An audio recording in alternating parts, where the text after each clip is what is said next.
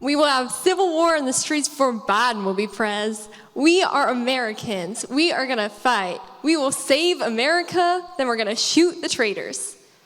These are two direct quotes from Facebook posts that were hearted by people on Facebook in the 2-month period between the election of Joe Biden in November of 2020 and the storming of the Capitol building on January 6th, 2021.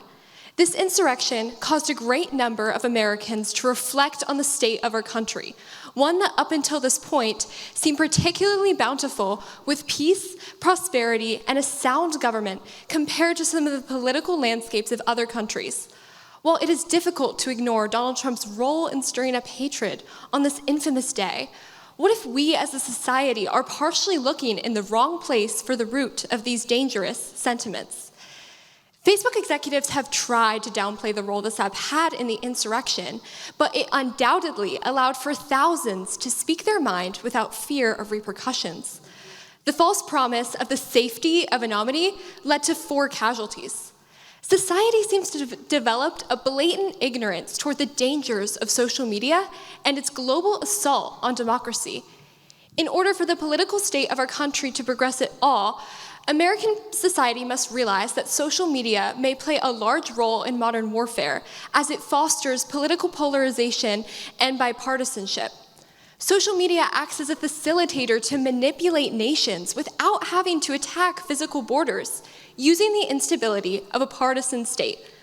American people must gain the wisdom and the discernment to recognize that social media guidelines should be expanded to bar the usage of certain political language. Is this the truth? It is undoubtedly true that America has become much more politically polarized now than ever before. The first step to acknowledging how the political language of social media is corrupt is by establishing how the founders of our country warned against this, and then explaining the extent to which we have deviated from this foundation. George Washington himself was one of the biggest advocates against bipartisanship. In his farewell address, he says this: "The spirit of parties agitates the community with ill-founded jealousies and false alarms, kindles the animosity of one part against another, foments occasionally riot and insurrection." Aren't we doing exactly what George Washington warned us against?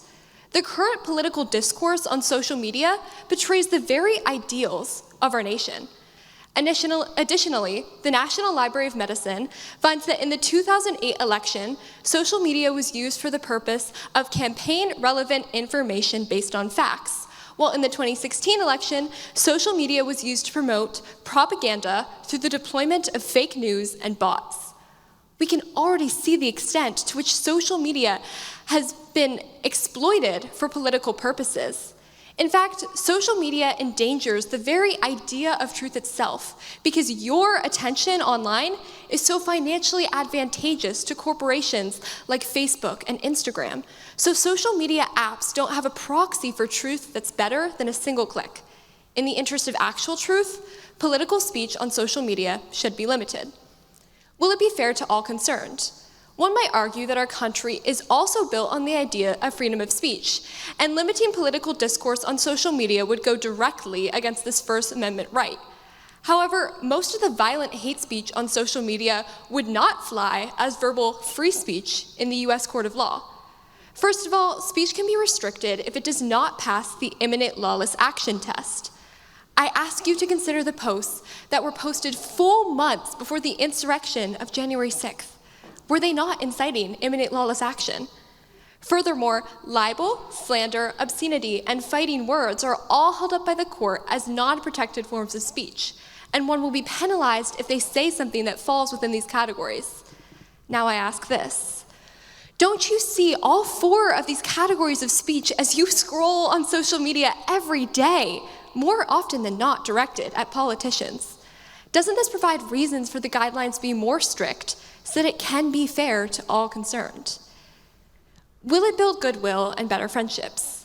According to the Pew Research Center, 74% of Republicans and 57% of Democrats say that social media has been detrimental to democracy.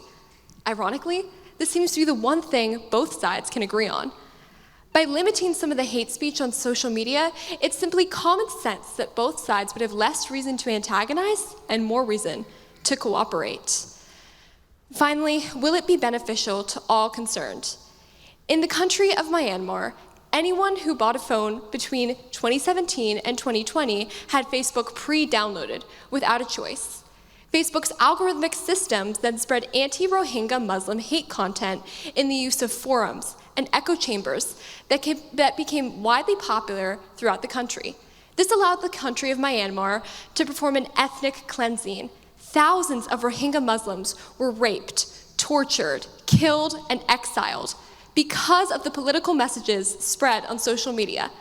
As the influence of social media continues to expand, dictators and corrupt government systems can spread hate using these platforms.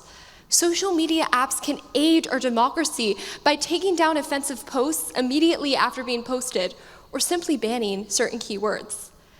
At this point, it should appeal to your rationality that social media guidelines should be restricted to bar the usage of certain political language, because it is the truth, it is fair to all concerned, has the capacity to build goodwill and better friendships, and be beneficial to all concerned. However, even if these much-needed regulations never occur, I remind you of this: a house divided against itself cannot stand. This phrase still holds so much merit today, with social media putting our world in simultaneous utopia and dystopia. No matter how potentially corrupt our leadership may be, it is up to the people to control the state of our nation. I'm urging you, with our political situation so fragile, choose peace over division. Choose cooperation over contention.